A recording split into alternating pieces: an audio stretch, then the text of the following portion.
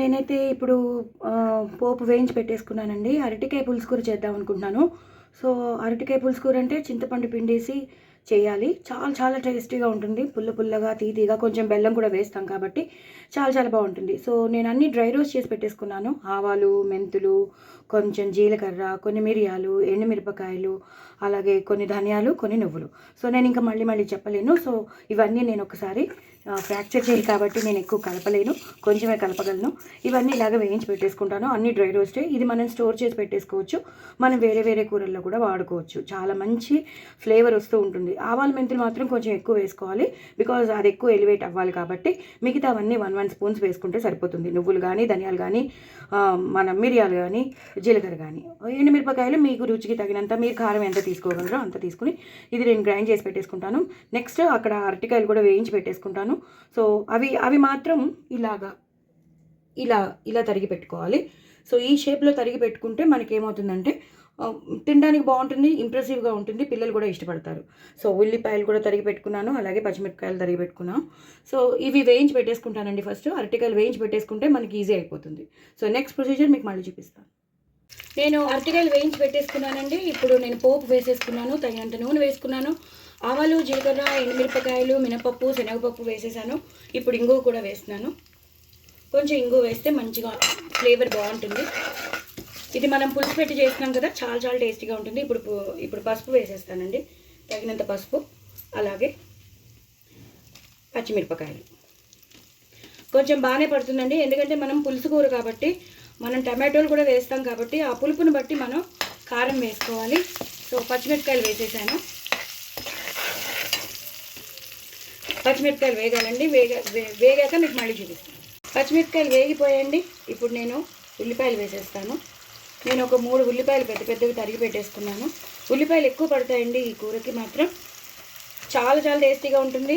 ఇంచుమించు మీరు non veg కూర తింటున్నట్టే ఉంటుంది, బికాజ్ మనం వేసేవి కూడా అలా ఉంటాయి కాబట్టి నాన్ వెజ్ కూర తింటున్నట్టే ఉంటుంది. ఎక్కువ ఉల్లిపాయలు వేసుకోవాలి, అలాగే కరివేపాకు కూడా వేసేసుకోవాలి. వేసేసుకుని ఇలా కలిపేసుకుంటాను. నాకు ఫ్రాక్చర్ అయింది తెలుసు కదా, అందుకే స్లోగా అవుతుందండి.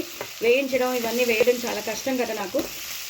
సో ఇవి వేగిపోయాక మీకు మళ్ళీ చూపిస్తాను. చూసారు కదండి, ఉల్లిపాయలు బాగా వేగిపోయాయి. సో టమాటోలు కూడా వేసేసుకున్నాను నేను. టమాటోలు కూడా వేగుతున్నాయి. ఇప్పుడు నేను అల్లం వెల్లుల్లి పేస్ట్ వేసేస్తాను. మా ఇంట్లో చేసిన అల్లం వెల్లుల్లి పేస్ట్.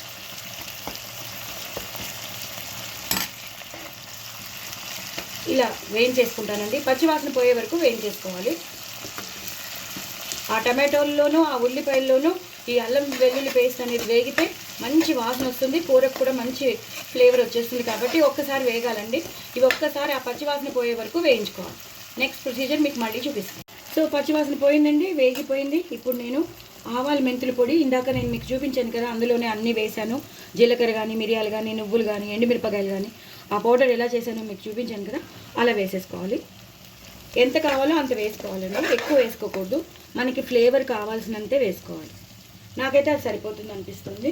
సో అది వేసేసుకున్నాక నేను వెల్లుల్లి కారం పొడి చేశాను, రీసెంట్గానే పంపించాను, అది కూడా వేసేసుకుంటానండి. అదొక 3 స్పూన్లు వేసేసుకుంటాను. వేసేసుకుని ఇలా కలిపేసుకోవాలి. రీసెంట్గానే పంపించానండి. చూసారు కదండి, బాగా టమాటోలు కూడా వేగిపోయాయి. మనం వేసిన మసాలా అవి ఉన్నాయి, పౌడర్స్ వేసాం కదా, వేగిపోయి. ఇప్పుడు నేను చింతపండు వేసేసినాను, పులుసు, అలాగే బెల్లం వేసేస్తాను. ఒక 2 స్పూన్స్ బెల్లం, పౌడర్ బెల్లం అండి ఇది, వేసేసి ఇలా కలిపేస్తాను. ఇప్పుడు ఇది హైలో పెట్టేసుకోవాలండి. ఒక్కసారి మరుగు వచ్చాక మీకు మళ్ళీ చూపిస్తాను. పులుసు బాగా మరుగుతోందండి, కూర బాగా మరుగుతోంది. ఇప్పుడు నేను ఇలా వేయించి పెట్టేసుకున్న అరటికాయ ముక్కలు, ఇలా నేను చెప్పాను కదా ఈ షేప్లో తరుక్కోవాలని, ఆ షేప్లో తరుక్కున్నవి నేను ఇలాగ వేసేస్తున్నాను. బాగా మంచిగా మార్చుకోకుండా డీప్ ఫ్రై చేసుకోవాలి. ఎర్రగా వేగాలి అవి ఒక్కొక్కటిగా ఇలాగ దింపేసుకోవాలి. మీకు నిజంగా నాన్ వెజ్ కర్రీ తిన్నట్టే ఉంటుందండి, అంత బాగుంటుంది. చాలా చాలా టేస్టీగా ఉంటుంది. పిల్లలు అయితే చాలా ఎంజాయ్ చేస్తారు. ఇంకా మీరు అరటికాయ ఫ్రై కానీ అవి చేసుకోవడం మానేస్తారు. మీరు ఈ కూరే చేసుకుంటూ ఉంటారు, బికాజ్ ఇందులో పడిన మసాలాలు చూసారు కదా. ఇందాక నేను నువ్వుల కారం పొడి వేశాను, ఇలాగ మనం వేసేసుకోవాలండి. అరటికాయ ముక్కలు అనేవి ఇలా వేసేసుకోవాలి. సో నేను ఇందాక చింతపండు రసం అన్నీ వేసేసాను, బెల్లం కూడా వేసేసాను కదా. ఇప్పుడు నేను ఒక్కొక్కటిగా అన్నీ వేసేస్తాను. జీలకర్ర ధనియాల పొడి, అలాగే కారం. ఇందాక మనం పచ్చిమిరపకాయలు బాగానే వేసుకున్నాం. సో చింతపండు కూడా వేసాను కాబట్టి కొంచెం చూసుకొని కారం వేసుకోండి. రుచికి తగినంత, మీరు ఎంత స్పైసీనెస్ తీసుకోగలరో అంత. అలాగే ఉప్పు, మీకు రుచికి తగినంత ఉప్పు. అలాగే నువ్వులు, గసగసాలు, ఎండుమిరపకాయలు, జీలకర్ర, మిరియాలు ఆ పొడి వేసి ఇలాగా కలిపేసుకోవాలి. సో ఈ మసాలాల్లో బాగా ఆ అరటికాయ ముక్కలు అనేవి, ఆ టమాటోలు, ఆ ఉల్లిపాయలు బాగా అయితే కూర చాలా చాలా టేస్టీగా ఉంటుంది. అందుకే చెప్తున్నాను, మీకు నాన్ వెజ్ కర్రీ తిన్నట్టే ఉంటుంది, డిటో టు డిటో. లాస్ట్లో గరం మసాలా వేసుకోవాలి. ఇంకొంచెం వాటర్ మనం పోసుకుందాం.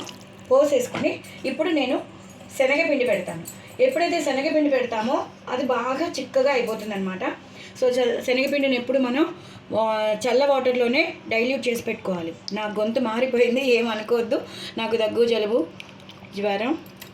సో ఇలాగ శనగపిండిని డైల్యూట్ చేసి పెట్టుకున్నాను కదా, అది దాన్ని ఇలాగ వేసేసుకోవాలి. ఇప్పుడు నేను హైలో పెట్టుకుంటాను. హైలో పెట్టుకుని ఒకసారి మరిగించుకోవాలి. మరిగిస్తూ ఉంటే ఏమవుతుందంటే కూర బాగా చిక్కగా వచ్చేస్తూ ఉంటుంది.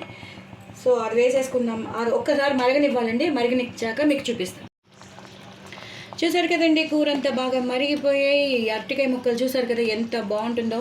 చాలా చాలా బాగుంటుంది. కూర మాత్రం అదిరిపోతుంది. పిల్లలు చాలా ఇష్టపడి తింటారు. మీకు చూస్తుంటేనే తెలిసిపోతుంది. ఒక్కొక్క అరటికాయ ముక్క మీకు చూస్తుంటే అది నోరు ఊరిపోతుంది కదా. లాస్ట్లో ఇంకా కొంచెం మనం టచ్ గరం మసాలా టచ్ ఇద్దాం. ఎక్కువ అక్కర్లేదు, ఇందాక మనం అన్నీ వేసాం కాబట్టి కొంచెం గరం మసాలా టచ్ ఇచ్చేసి ఇలాగా కలిపేసుకుందాం. సో మనం వేయవలసిన ఫ్లేవర్స్ అన్నీ వేస్తేనే ఈ కూరకి బాగుంటుందండి.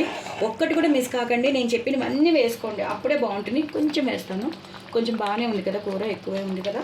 సో వేసేస్తాను. వేసేసి ఇప్పుడు నేను లాస్ట్లో కరివేపాకు, అలాగే కొత్తిమీర, ఎక్కువ కొత్తిమీర వేసుకోవాలి. కొత్తిమీర వేసుకుని లాస్ట్లో ఇలా కలిపేసుకోవాలి. అంతేనండి, అయిపోయింది కూర. సూపర్ ఉంటుంది, తప్పకుండా చేసుకోండి. ఇది మాత్రం నాన్ వెజ్ని మించే ఉంటుంది, నాన్ వెజ్ లాగే ఉంటుంది. మీరు తింటుంటే మాత్రం అదే టేస్ట్ వస్తుంది. కానీ ఇది చేసింది మాత్రం అరటికాయతో మాత్రం ఎవ్వరూ ఊహించరు, అంత బాగుంటుంది. సో తప్పకుండా చేసుకోండి. అరటికాయ పులుసు కూర చాలా చాలా టేస్టీగా ఉంటుంది. మరి ఇంకెందుకు ఆలస్యం, నా ఛానల్ని మాత్రం సబ్స్క్రైబ్ చేసుకోవడం అసలు మర్చిపోద్దు. బాయ్ అండి.